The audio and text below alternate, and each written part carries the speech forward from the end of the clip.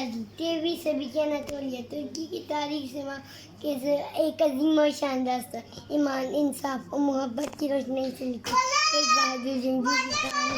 انہیں سادگی و جرأت سے نہ صرف اپنے تمام عالیشان کی تقدیر بدلی، وہ مؤثر کو دو قائد قبیلے کو ایک ایسے وطن کی تلاش دی جہاں کی نسلیں برباد ہو سکیں. قائد قبیلے کے سردار سلیمان شاہ کی فتح ارجن غازی نے اسلام کی سلطنت کی خاطر اور عزیز و واقعات کو خطرے میں ڈال کے اپنے جنگجوؤں کے ساتھ مل کے صلیبیوں، منگولوں اور سلجوق سلطنت میں غداروں اور دیگر اسلام کی منحاصی کو شکست دی.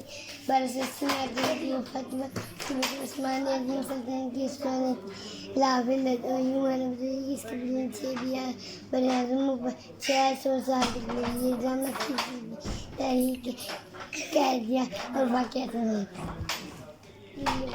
غازی 13ویں صدی کی اناطولیہ ترکی کی تاریخ سے وہاں کے ایک عظیم اور شاندار تھا. ایمان، انصاف اور محبت کی روشنی سے لکھی ایک بہادر جنگجو کی کہانی.